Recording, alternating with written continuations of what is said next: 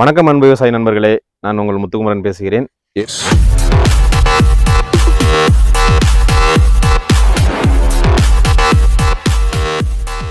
எதுக்கு இந்த வீடியோன்னு பார்த்தீங்கன்னா, நம்ம ஏரியாவில் நிறையா மாங்காய் வியாபாரி இருக்காங்க, நிறையா மாந்தோட்டம் இருக்குது.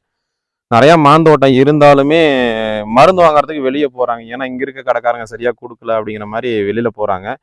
இங்கே இருக்க கடைக்காரங்கள எங்கே இருக்க கடைக்காரங்க கொடுத்தாலுமே சரி, இங்கே இருக்கிற மரங்களுக்கு பூ எடுக்கணும்னா முதல்ல மரத்தை பராமரிக்கணும். இங்க பாருங்க, நான் ஒரு தோப்புல இருக்கிறேன். இந்த தோப்பை சுத்தி எப்படி இருக்குன்னு பாருங்க மரம். இந்த தோப்புல பாருங்க, இது மாமரம். இந்த மாமரத்தை சுத்தி எவ்வளோ பில்லு, எவ்வளோ அடர்த்தியா எப்படி இருக்கு பாருங்க. இந்த மரத்துல மருந்து அடிச்சாக்க பூ வர மாட்டேங்குது, கொடுக்குற மருந்து சரியில்லைன்னு அப்படின்னாக்க எப்படி ஆகுறது? கொஞ்ச நாச்சும் இந்த மரத்தை பராமரிக்கணும் இல்லைங்களா? இந்த மரத்தை சுற்றி கொஞ்சம் கொத்தி விடணும், எருவு போடணும், இல்லை உரம் போடணும், ஏதாவது ஒன்று செய்யணும். இங்கே இருக்க வியாபாரிங்க நீங்கள் என்ன பண்ணுறீங்கன்னா, மொத்தமாக ஒரு 4-5 வருஷத்துக்கு விட்டுறாங்களா, மொத்தமாக நீங்கள் தோப்பு பேசிட்டு அக்ரிமெண்ட் போட்டு விட்டு நீங்கள் பாட்டு எடுத்துக்கிறீங்க. அவங்களும் மரத்துக்காரங்களும் சரி, இதை ஒரு பராமரிக்கணும், ஒரு மரத்தை சுற்றி கொத்தி விட்டு எருவு உரம் ஏதாவது போடணும்.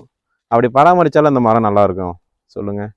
எந்த ஒரு தீனியுமே கொடுக்காம மரத்தை சுற்றி பராமரிக்காமலே வெறும் மருந்து அடித்தா மட்டும் பூ வரணுங்கிறது சாத்தியமில்லாத விஷயங்க. தயவுசெய்து எல்லா வியாபாரிகளும் இதை கொஞ்சம் புரிஞ்சுக்கிங்க.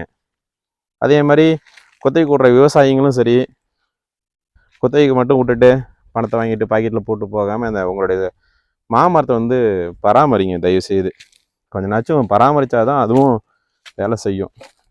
இல்லைன்னா வச்சிங்களேன், எப்படியா மருந்து அடித்தாலும் இதெல்லாம் பூ எடுக்கிறது சாத்தியமில்லாத விஷயம். தயவுசெய்து புரிஞ்சுக்கிங்க. அதுக்காக தான் இந்த வீடியோ உங்களுக்கு போடுறேன். பயனுள்ள வீடியோவாக இருந்தால் மற்றவங்களுக்கும் ஷேர் பண்ணி இந்த விஷயத்தை புரிய வைங்க. நன்றி, வணக்கம்.